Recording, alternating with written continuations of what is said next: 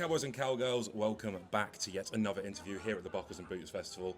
I'm Regan, aka Wannabe Cowboy. I am joined with Dom from Country Chat with Dom and Linda as well.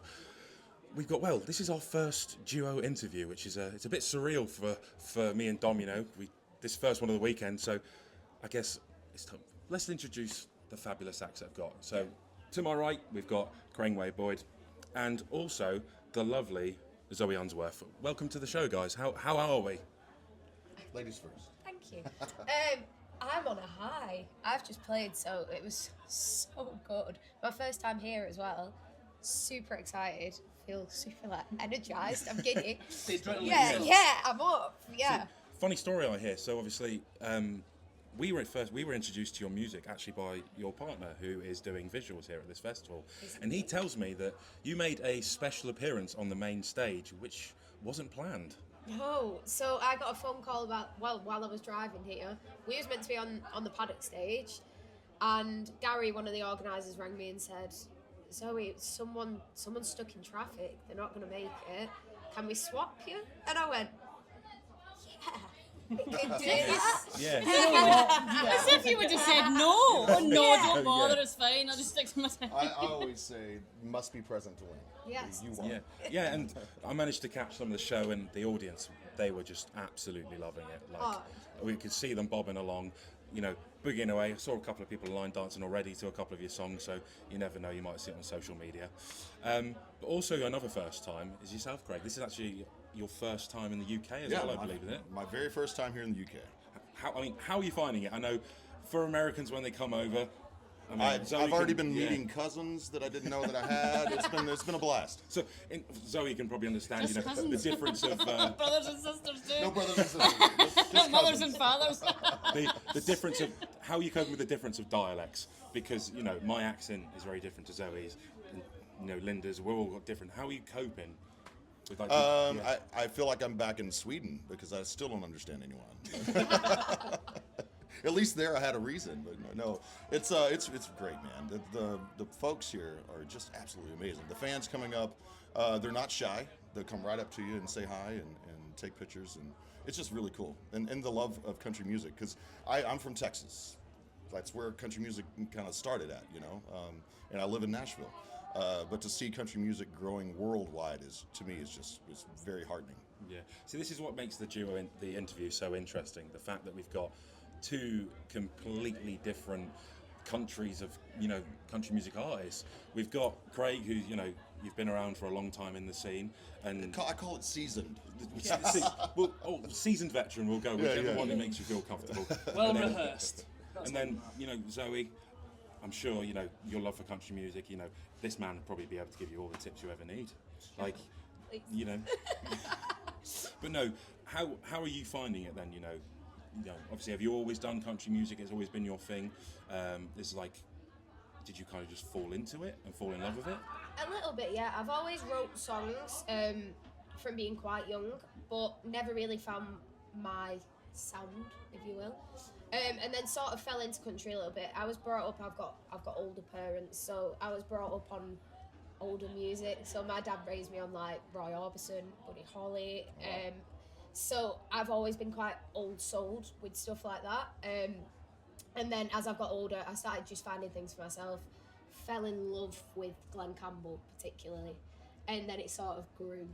Rhinestone Cowboy. Yeah. You sang an amazing cover today. That was like Wichita Lineman, my favourite song. just like it's so interesting from like a male and female perspective vocally.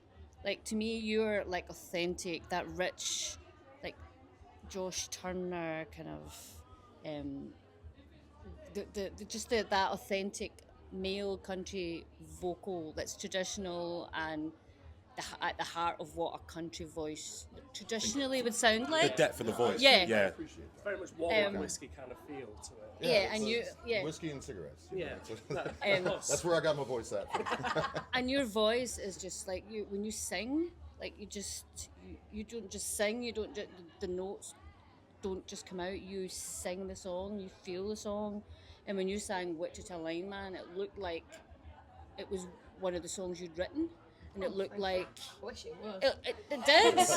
Like it just kind of tied in, and your love of like you say you're an old country soul, but you were born in Wigan, which is like the funniest thing. But like just seeing you, like you are very new to the scene, but the way you performed and what you bring to it and your heart that you bring to it is like that's you can't buy that. You can't, you can't. That's part of you, and that's Thank you so much. Yeah, and I was actually in the audience for your show, Thank you. and yeah, it was phenomenal. Thank you. Great job. I feel like this magical, this like it was meant to be this interview. I feel like I'm gonna cry. I But- feel like really overwhelmed. Yeah. So, what I want to just won't spend too long on it, but Craig, I have to know.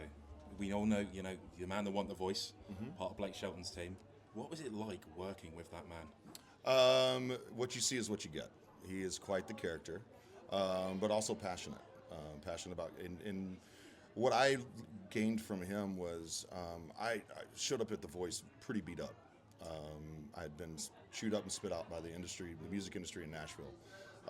And so I was second guessing what I was supposed to be doing, how I was approaching country music.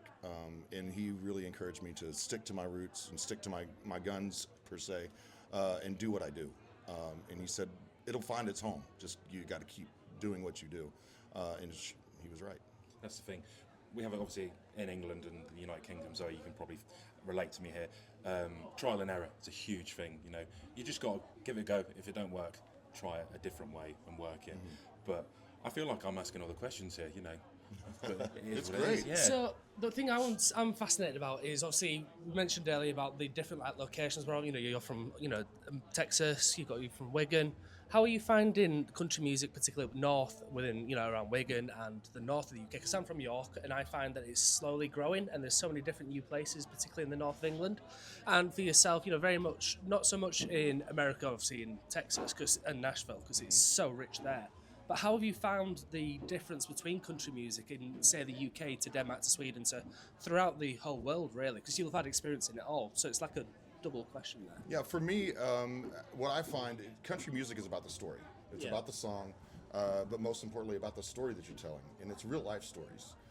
So that translates across the board. Yeah. And I think that's why country music is growing, is because people are tired of the facade and the fake parts of all of it, of entertainment in general.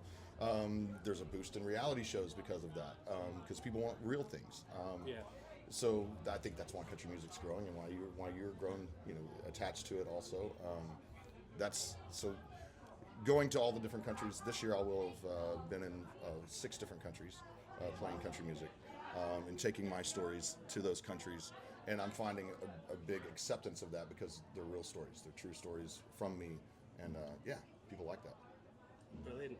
And again, how have you found country music within the UK, and particularly the north of the UK, given how new you are to the scene, and how have you found it being, in terms of the acceptance and people actually engaging? I mean, like we said earlier, watching you on the stage, on the main stage, it was amazing to see you there and to see everybody so engaged. How have you found all that? I think for me, if I'd have said 2 years ago to a lot of people that I know, I'm going to write country songs, they'd look at me like, what? Do you know what I mean? Like, it'd almost be a joke, which is awful to say, but they would, because it was never really a huge thing over here that much. Yeah. Like, I know I loved what I loved, and that was that, but it wasn't commercially as accepted. Yeah, I think it's a real thing in the UK that, I can completely agree with you there. Craig, this might surprise you. In the UK, if you said you like country music, people just look at you going, what's wrong with you? But, like, for you yourself, hearing that, like, you've broke the stigma. You've just, basically what I'm getting at is you've told those people, you go away. I'm doing what you do. And now they're the people as well, like, I'm going to drop a minute. Like, this is my friends I'm talking about. When I said country, they was like, yeah, whatever. And now they're like, that's so cool. Like, everyone loves country now. And I was like, right, well, I liked it before. It's crazy how it's changed with like the resurgence of Zach Bryan and you know, you look at Carrie Underwood and everybody's now singing these, you know, big top, you know, country pop songs. I think that's what's helped drive it, particularly here in the UK, because I've been walking down the streets throughout Oxford and people will be blaring out Zach Bryan or Chris Stapleton's Tennessee Whiskey. And it's nice to see that a lot of artists, a lot of fans are now actually coming onto the UK scene and actually discovering these UK artists. I mean, seeing how packed it is today here is just absolutely Yeah, it's fantastic. wild, man. There's a lot of people out here. I think it's interesting as well because you see a lot of the commercial like pop artists now trying to do the crossover too. Yeah. Like I opened with a Chapel Roan song, and like she's been pop from the minute she come out, and now she's got a country song. Same with Beyonce. Like everyone's trying to throw the hat in the ring as such to be a part of it. So it feels like it's becoming a bigger and bigger thing. Yeah, definitely. We'll come back to you in a moment, Craig. I do still have one question, Zoe. You recently did a sold-out show in your hometown. Yeah. Wigan. How was that experience? Like as you were just telling there, you know, you dropped. As you said, you know, your friends, they were very much like, oh no, stay away from it. But you know, to have those people there and look around, going, you're here to see me. What was that feeling like? Yeah, it was all there. It was lovely. It was really nice because a lot of my friends and family were there, but other people like I've never met as well who found me through social media and through doing shows, which was lovely. And it was so nice to just see everyone sort of just be so. It was very intimate, and everyone listened. And I don't know how you feel about this, but sometimes you'll play to people and you feel like you're just playing to dead nothing. Like no one's really listening, or you're just background. Sometimes that happens. Yeah. Especially in the States, we deal with that a lot, where people are just they're more there to meet their friends and have a beer, and they have their backs to you, and it gets a little disheartening at times. I try to sing through it, and then I get their attention. Yeah. Like, That's the way but to do it. I found that the European and the Scandinavian markets, especially, people are listening, which is amazing. I think that's one thing that I really enjoy about our scene here is the fact that whenever you got a fan base, they get fully invested. They'll listen to all of your songs and they'll know every song. Next time they see you, they'll know every I was word meeting for word. I was meeting folks here that know more about me than I do. It's like, this is amazing. It's incredible. So just to take a twist on the way we did that then, is there any advice you give to Zoe as a seasoned veteran within country music and as an upcoming new artist? Is anything that you'd want to pass on to Zoe to say, either watch out for this, or if you've got any advice in that sense? No, just keep on keeping on. That's the important thing. Don't get discouraged, and stick to your guns. That's what Blake Shelton told me, and that's what I pass on to you. Is just stick to your guns. You know what you want to sound like. You know how you want to portray it, and that's what you do. So you're on a great start because that was an amazing show. Thank you. Those words have literally come from a legend within the country music scene, passed down. You know, it's going to be passed down through generations. You might have now someone that says, "Oh, I don't know what to do." You can literally use those words on them and pass it to them. You know, but tell us, Craig. So, you know, so we use this term seasoned veteran. What's been the highlights of your careers? You know, so far. You know, has there been anything that you wanted to do and when you got there? You were like, "Oh my God, I've made it." Sharing the stage with Travis Tritt, being on stage with Leonard Skinner a couple of times now. Yeah. I had Doug Gray, the lead singer of Marshall Tucker, asked me to front his band for him for a minute, and I did some shows with them as Marshall Tucker. That was really cool. More recently, getting to take my music overseas, not just being in Texas or the United States. That's a big blessing, man. It's really nice to get those songs out. Yeah, just to get out there. Like, yeah. See, then it leads me on to my favourite question. You see Linda smiling. This is going to work a bit differently though, because there's a man that's done it, and there's a lady that's going to do it. Yeah, but you see in the music industry, if you've done a lot of things, but then it's always what you can do next. Yeah, so You never stop You've trying. never- there we go. So I always like to ask, we know you can't spell country without try, so where do you want to try and get to within country music, or where do you want to keep trying to get to for yourself, Craig? I want to be dropping singles over here. I want to be dropping singles all over the world, and I'm already started on the new album. That's my goals right now. Sounds pretty good. Sorry, what Taking about it to yourself? larger stages. Yeah, definitely. What about yourself? Where do you want to try and get to? I'd love to play in the States. That'd be what I'd love to do. We're trading Let's spots. team Yeah, up, there we yeah. go. Wait, first of all, then we should do a duet. Yes, We'll I'm get in. that. We'll get that recorded, and then we'll put it out over here, and then put it out over Alright, there. Right, Yeah. that- Wait, that Has been You heard scripted it. and signed, sealed, delivered. So that I've heard that EP release will be invited. Yeah. Yeah. Perfect. That sounds great. But no, I feel I'm all questioned out. You know, you guys. Last take thing it. I'm curious about, particularly for you, Craig, is you've said that you've been to so many countries and you've travelled the world, you know, touring and being a fantastic performer in your own right. What about your family? You know, does your family follow along with you, or do they stay at home? You know, how does that work? Going to the new countries has been hard because on this trip right here, I'm gone for 3 weeks away from my beautiful family. I have five children and a beautiful wife, and that is hard. My goal in that is that I come over here and start making a name for myself a little bit, and then I'm able to bring them with me. Yeah. Be able to take them with me. And I've been able to bring them to a few of the places that I've been to more than once, but that is the ultimate goal. Well, we'd definitely love to have you back here in the UK. I mean, even if you need personal tour guides, we're all here to bring you Have around. guitar, we'll travel. So we can show you around Wigan and the north of England. There we go. You know. You don't need to see a wig. I can just see that. I can I'll just see a take it to collaborative, Manchester. Yeah, how a far is that travel? collaborative tour. But no. UK country meets American country in Wigan and Texas. All I've got to show you is pies. That's all we're known for. See, I like those. Yeah. That's great. They are good. But for the people that don't know, it's not just musical talent from yourself. It now runs in your family. That's See, right. we myself, Dom, and you know, we sat down, we had a couple of drinks yesterday, had a little chat. But do you want to tell the world a little bit? Yes, about I your have. family about. I have a what- 12-year-old son that is following in my footsteps, and super proud of him. He's got a band going called Time Will Tell, and he picked the name himself.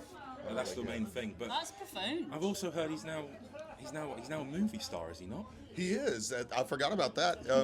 He does the vocals.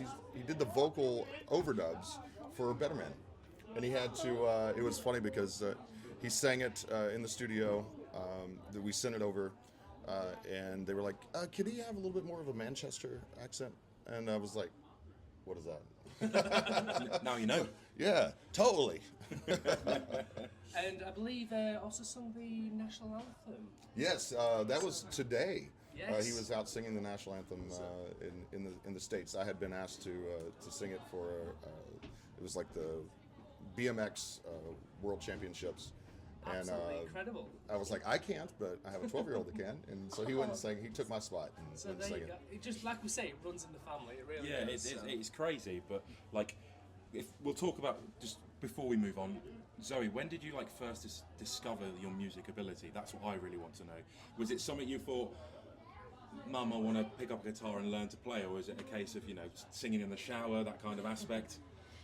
I wanted to learn guitar, and my dad put his foot down and said, "You will learn the piano." So I said, "Okay."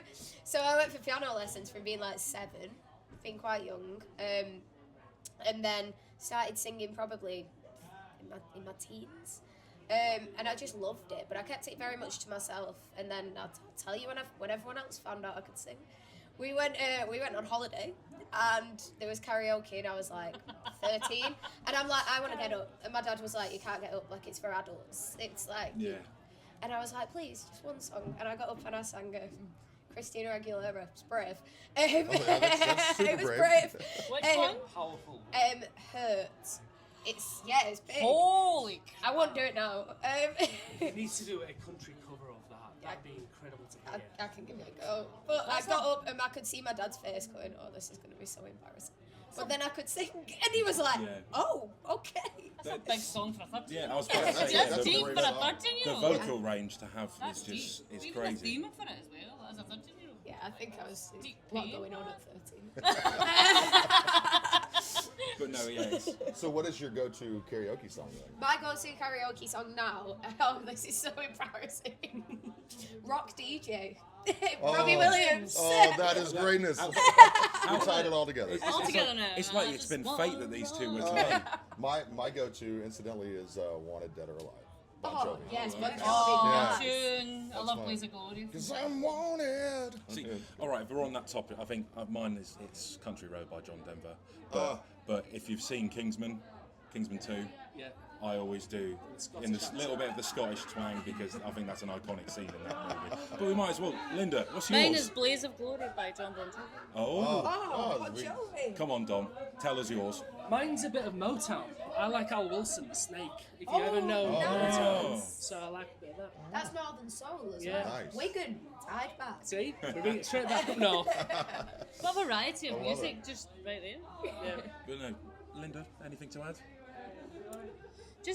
I'm just really kind of interested in the I suppose the differences in country, because like I don't know how you find how UK country is taken in America, because I know American country is like it's embraced here truly, and like it's a lifestyle kind of thing. Yes. I was just wondering how you see, or if in Texas is UK country, is it coming over there, or what? How do you see UK country as a Texan, or as a Texan? We are starting to see more and more of the other countries coming into like CMA Fest. I was just over in Australia and met up with a lot of the artists from Australia, and now they're playing the CMA Fest when I get back, and that's exciting. So the doors are opening up for country music artists to be worldwide, and I love that. Yeah, it's cool. It's just really cool because there's so much like talent in like country music is storytelling about where you're from and your roots and how you feel and where you've come from, and those stories are always very different no matter what country you come from, but they're all just as But it's heartfelt, yeah. and that to me is what country music is. Yeah. It's telling your story. And it's you know, like you got to make it personal, haven't you? You know, you listen to it the same. No country song, I think, it's not the same because the words are different. The way it's said, as you were saying, Zoe's music is completely different to Craig's. Again, as she tried to explain, that authentic huskiness, you know, that kind of adds to it. But yeah, I guess my next question is, we'll start with you, Zoe. What's the plans? You know, what's up and coming? We got any exclusive? Any working on singles? Any little shows that are coming up? Where can we find you? You know. Yes. I've got 2 new singles I need to get out. One hopefully very soon, and the one I want to get out first is a co-write with Gary Quinn, who was on last night. Yeah. Obviously one of the organisers of this festival as well. A legend in the UK country He's scene. 100%. I don't think there's anyone that Gary Quinn hasn't written with No. in the UK scene. He's Or even worked- in America. Oh yeah, he's Has he everywhere. written with you as well? I have not written with him yet, unfortunately. But that'll be That'll happening. be Now's the soon. chance. That'll be happening soon. But I'm first. It was on camera. Recent one. He's a gentleman, so it is. Yeah, it's ladies first. Ladies first. Ladies first. And then I've just got a couple of shows, so I'm doing some support slots and stuff like that across the UK. And then I'll be heading to Switzerland in November, doing a show over there, and then might be making another appearance in Switzerland next year as well. Is So. that a bit surreal though, like the fact that you're already going over to these countries to play gigs? Yeah, I was like, when I started doing this, probably less than a year ago, when I started actually releasing my stuff and saying, I'm gonna do this, and I feel like everything's just gone like domino effect really quickly, and it's quite overwhelming, but I'm loving it. No complaints. That's the thing, you know. I think I like to create a saying, you know, like a whiskey barrel down a hill, just let it go and let's see what happens. What about yourself, Craig? What's your plan for the year? We got a new, like you say, you want to work on singles. Yeah, we have. I have a new album that came out just a couple of weeks ago called Tidbits. Very nice. Please check that out. Yeah, it's called Tidbits. Interestingly enough, there was an older gentleman that was very instrumental in my life growing up. Gave me my first job at a music store, but he was telling me just those struggles as a teenager. I was having those, and he was like, Craig, you can use everything that happens in life is rather as a stumbling block or a stepping stone, and those are the tidbits that make up your life. And this album is like those snapshots of the good stuff that's happened. Yeah. So when you say tidbits, you know, over here I relate it to the English bits and bobs. That's what it sounds like to me. But no, that sounds like a very exciting year, you know, for both of you. Very You know, excited. wish you all the success. You know, I'm sure Zoe will see you more in the UK. You know, you might see our faces more often at your shows. You know, if they're local to us. And Craig, as we've already spoke about it, you're ever back here. You know, we've still got that day out. Oh yes. We still need to plan that day we out. Gotta do that. It's full tourist mode. I love it. But I mean, that's all from me. Unless you guys have got any. No, Fine. that's basically just thank you so much for coming on. Thank you for your fantastic performances again here at Buckle and Boots 2025. It's been amazing seeing you. And thank you for everybody for tuning in. I've been Dom from Country Chat with Dom. We've had Linda from Voice of Woman and Regan from Wannabe Cowboy, joined by the fabulous Craig Wayne Boyd. Yes. For And all things Zoe Craig Wayne Boyd, go to craigwayneboyd.com. And Zoe Unsworth as well. Absolutely amazing. Thank you so much. Thank y'all.